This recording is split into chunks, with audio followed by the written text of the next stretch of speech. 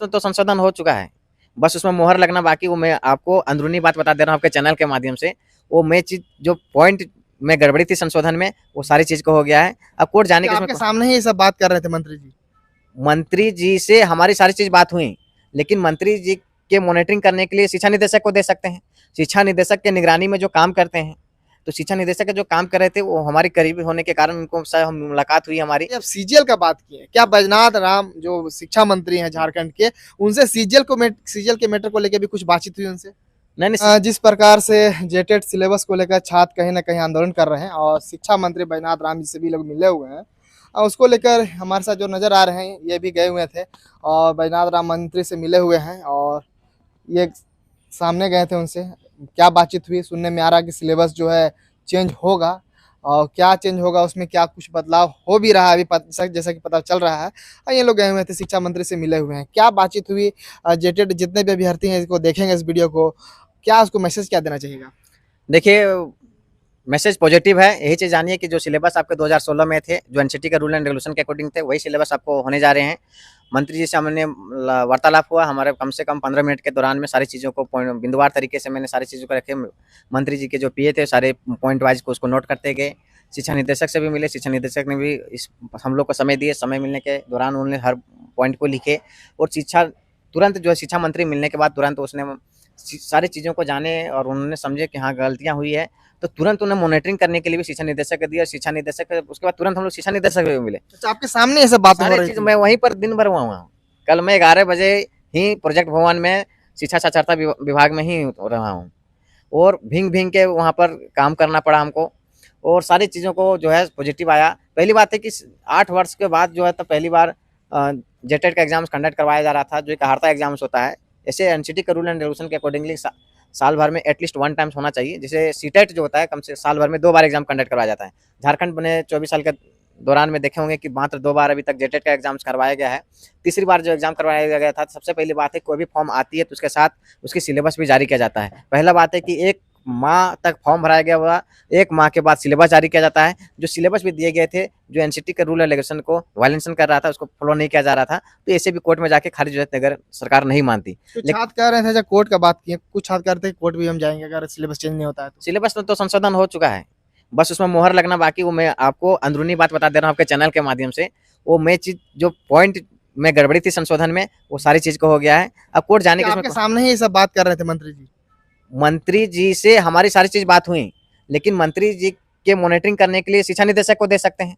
शिक्षा निदेशक के निगरानी में जो काम करते हैं, तो शिक्षा निदेशक के जो काम कर रहे थे वो हमारे करीबी होने के कारण उनको मुलाकात हुई हमारी और बहुत सारे के 2 दिन लगातार उनसे हमारी मुलाकात हुई और वो मैम के द्वारा सारी चीज़ों को मॉनिटरिंग किए जा रहे थे। पॉइंट था, जिस समय हम गए थे उस समय मैम पूछा कि कहाँ पर 40% खंड वाइज वाला सेक्शन वाला दिया गया है, तो हमने दिखाया कि देखिए मैम आपकी जो नियमावली बनी है इस पॉइंट पर यहाँ पर आपके देखिए 40% खंड वाइज। अच्छा, वो लोग आपसे पूछते हैं क्या? वो लोग को पता नहीं रहता है कि जब ऐसे बन रहा था सिलेबस सिलेबस जो है इतना टफ है, ये चीज पहले लोग को पता नहीं था? ये चीज आपको बात नहीं हुआ? सिलेबस बनाने में मैम का योगदान नहीं था, दूसरे लोग बनाए थे। मैम ने उनको संशोधन करने के लिए गाइडलाइन किए गए थे, तो मैम गाइडलाइन कर रहे थे। तो बहुत सारी चीज़ें होती है कि अचानक आपको किसी को चीज़ काम को करने के लिए देंगे तो हड़बड़ी आ जाता है। तो किस चीज़ों को अगर आपके आसपास के लोग अगर अच्छे तरीके से बता देते हैं तो आपको भी पॉजिटिव लगता है और वो सार्थक जाता है। नहीं तो फिर गड़बड़ी फिर नियमावली बनाता है, फिर गड़बड़ी हो जाता है, तो वो छात्रों के लिए जो था दुर्भाग्य हो सकता है, क्योंकि छात्र ऐसे भी निराश हैं, देख रहे हैं कि आंदोलन करना पड़ रहा है, शिक्षा मंत्री से मिलना पड़ रहा है, शिक्षा निदेशक से मिल रहा है। जब बच्चे घर में तैयारी करना चाहिए, जब फॉर्म भरे थे तो एग्जाम की तैयारी करना चाहिए, हम लोग देख रहे हैं कि आंदोलन करना पड़ रहा है, मिलना जाना पड़ रहा है। तो वो सारी चीज़ों सारे बिंदुवार तरीके से सारे मैम को बताया। तो उस समय 3 चीज़ टाइपिंग मैं अपने आँख से देखा। पहला बात है कि जो सिलेबस आपके सामने टाइपिंग हो रहा था? सामने टाइपिंग हो रहा था, लेकिन मैम से टाइपिंग तो पहले से मैम कर रही थी। कल परसों ही हम लोग गए थे, परसों से ही थोड़ी बहुत काम चल रही। किस चीज में सुधार किया जाएगा वो चीज टाइपिंग हो रहा जो था? पहली बात है कि जो सिलेबस जो था नियमावली में 1 to 5 का जो स्टैंडर्ड लेवल क्या होना चाहिए, तो 1 to 5 की करिकुलम से ही पूछे जाएंगे प्रश्न, उसके standard level up to 10th level तक होंगे और 6 to 8 की जो सिलेबस होंगे उसके करिकुलम जो पाठ्यक्रम होंगे 6 to 8 तक ही होंगे, बट उसके डिफिकल्टी लेवल जो होंगे अप टू 12th लेवल तक होंगे। और पहली चीज़ जो खंड वाइज वाला जो 40% प्रत्येक खंड में आपको लाना था, मतलब इससे था कि जो एनसीटी का वायलेशन हो रहा था। और दूसरी बात है कि अगर मान के कोई भी छात्र अगर 100% मार्क्स किसी खंड में ले आते हैं और किसी खंड में 39% भी लाते हैं तो छात्र फेल हो जाते हैं, जो कि एनसीटी के रूल रेगुलेशन को फॉलो नहीं करता है। तो सारी चीज़ को बिंदुवार तरीके से देखें और मैंने ये भी मांग किया कि आप कम से कम 2 माह का भी समय दीजिए ताकि छात्र अच्छे से तैयारी कर सकें, क्योंकि 8 साल से तो इंतजार किए थे, अब आप जल्दीबाजी में छात्रों के साथ इस तरह से अन्याय नहीं करिए।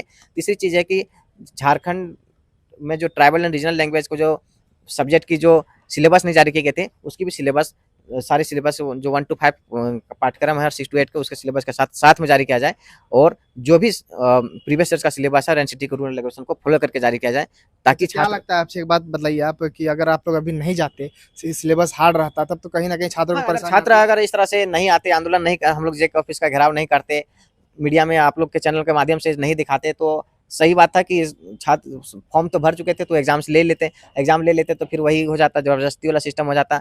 तो जबरदस्ती वाला जब सिस्टम हो जाता तो फिर छात्र उसमें पास नहीं कर पाते। उसमें क्या क्वालिटी चेक करिएगा, हारता एग्जाम से, इससे आपको नौकरी तो लगने नहीं जा रही है, इससे तो आपको एक सर्टिफिकेट मिलेगा, सर्टिफिकेट का भविष्य में कब उपयोग करिएगा नहीं करिएगा वो भी कोई नहीं गारंटी है, क्योंकि किसी का उम्र भी खत्म हो सकता है। अच्छा ये बताइए, आप लोग जो एग्जाम डेट रखा गया था, वो एग्जाम तो पोस्टपोन हो गया या कैंसिल हो गया? जो डेट टाइम दिया गया था वो एग्जाम का, पोस्टपोन्ड होगी, पोस्टपोन हो क्योंकि गया। देखिए सरकार कब है फिर एग्जाम, कब होगा? 28 सितंबर को था। और क्या था कि देखिए सरकार ने गलती की, नियमावली में सरकार ने गलती की, सरकार के कर्मी लोग ने सिलेबस में गलतियां की, तो छात्र क्यों भुगतेंगे? छात्र इसमें भुगतने का क्या बात है? आपने गलती की है, आपने स्वीकारा तो आपको भी समय देना पड़ेगा।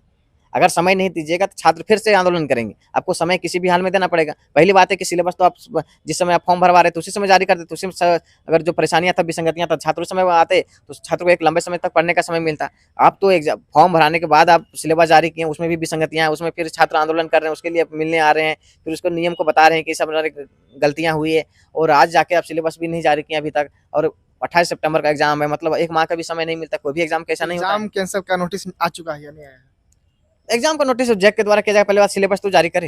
वो तो झारखंड में अपरिहार्य कारणों से स्थगित किया जाता है, तो देख शब्द का जो देखें किसी मतलब डिक्शनरी में नहीं मिलेगा। अपरिहार्य कारण का जो शब्द का आप किसी डिक्शनरी में इसका नहीं मिल पाएगा, मीनिंग क्या होता है। ऑफिशियल नोटिफिकेशन एक तरह से नहीं आया। हाँ, वो संभावित डेट रहते हैं कि इस तारीख को एग्जाम्स लिए जाएंगे, वो संभावित डेट के बारे में जान सकते हैं कि सीजीएल का एग्जाम में भी 18 बार संभावित डेट हुए, लेकिन एग्जाम्स नहीं हो पाए।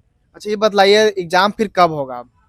हम लोग बोले हैं कि अक्टूबर माह के अंतिम सप्ताह में और नवंबर माह के प्रथम सप्ताह में एग्जाम्स को कराया जाए, ताकि छात्रों को पर्याप्त समय मिलेंगे, ताकि पर्याप्त तैयारी करेंगे, ताकि अधिक से अधिक झारखंडी मूल निवासी आदिवासी छात्र सफल हो सकेंगे। उस समय तो आचार संहिता लगा हुआ आचार संहिता होती है तो आचार संहिता में नियुक्ति थोड़ी देना है, आचार संहिता में नियुक्ति वाला नहीं होता, ये तो एनसीटी के रूल एंड रेगुलेशन फिर भी सरकार जो है, जितने भी अधिकारी होंगे उस समय जो है कहीं ना कहीं इलेक्शन में व्यस्त रहते हैं लोग, उस समय एग्जाम कराना मुश्किल हो सकता है। इसमें एग्जाम आसानी से किया जाते हैं, स्कूलों में एग्जाम्स करवाए जाते हैं। वो ठीक है, पर जितने अधिकारी रहते हैं, खास करके उस समय इलेक्शन का इतना बड़ा इलेक्शन है, उसमें कहीं गड़बड़ ना हो। नवंबर का अंतिम सप्ताह में और दिसंबर के प्रथम सप्ताह में चुनाव होंगे, तो उससे पहले तो ये काम करा जा सकता है। एक दिन का एग्जाम है, चाहने से क्या नहीं हो सकता, चाहने से भगवान मिल जाते हैं।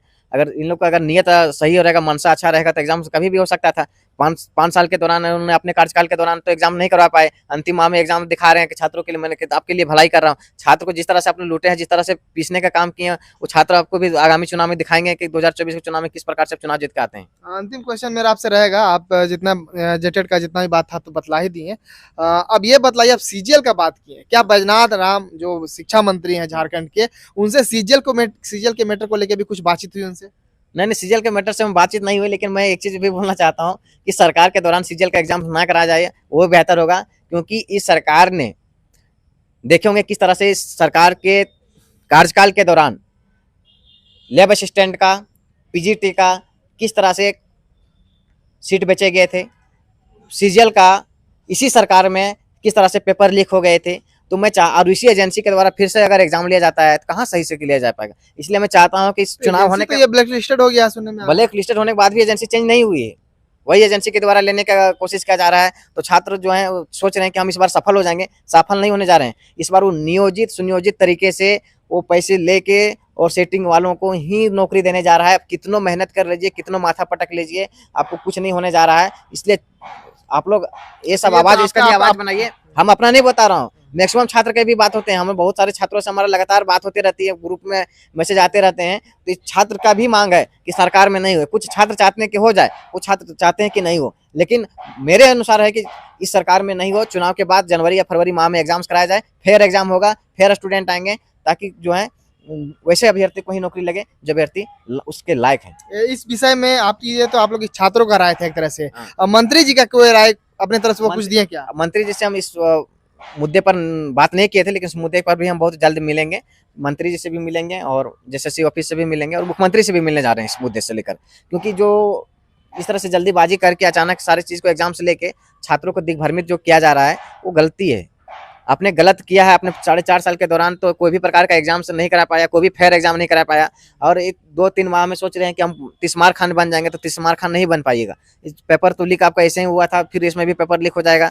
इसलिए अच्छा है कि आप अपने कार्यकाल इसी तरह समाप्त कर लीजिए। ऐसे भी आप चुनाव में नहीं जीतने जा रहे हैं, तो आगामी चुनाव में जो भी सरकार बनेंगे वही उसके कार्यकाल में जो है तुरंत एग्जाम्स लिया जाए। आप ऐसा बोल रहे हैं कि नहीं जीतेंगे, कैसे ऐसा अनुमान लगा सकते हैं? अभी वोटिंग छात्र नहीं। इतने हताश हैं, वैसे लोगों को नौकरी दे दिया गया, पैसा वालों को नौकरी दे दिया गया, तो कौन उसको वोट देंगे बताइए? किस हर परिवार से आते हैं, मान के चलिए मेरे घर के, तो मेरे घर के परिवार वाले नहीं जानते कि किसको नौकरी दिया गया, पैसा वाला दिया गया, हमको नहीं दिया गया, क्यों नहीं दिया गया, हर कोई जान रहे हैं ना। तो सारे भारत एक युवा देश है, झारखंड में युवाओं की संख्या ज्यादा है, तो युवा में कौन जो पिसा रहे हैं इसमें?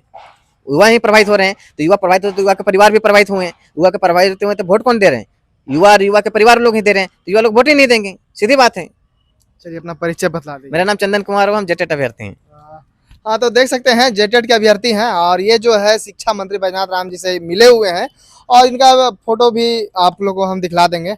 और इनका साफ साफ कहना है जेटेट को लेकर हम मंत्री जी से बातचीत की है, वो जो खंडवाइज जो मार्क्स का मामला था वो कहीं ना कहीं उस पर सुधार हो रहा है, और वो पेपर में भी आया हुआ है, और वो चीज़ कंफर्म होगा।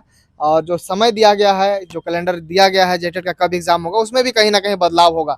अब उसका फिलहाल डेट जो है दिया गया नहीं है, जो भी डेट आएगा वो भी आप लोगों को दिखलाएंगे, जो अपडेट होगा जेटेट का वो भी दिखलाएंगे। चैनल के साथ बने रहेगा, चैनल को लाइक शेयर सब्सक्राइब करेगा। जोहार झारखंड, जय हिंद।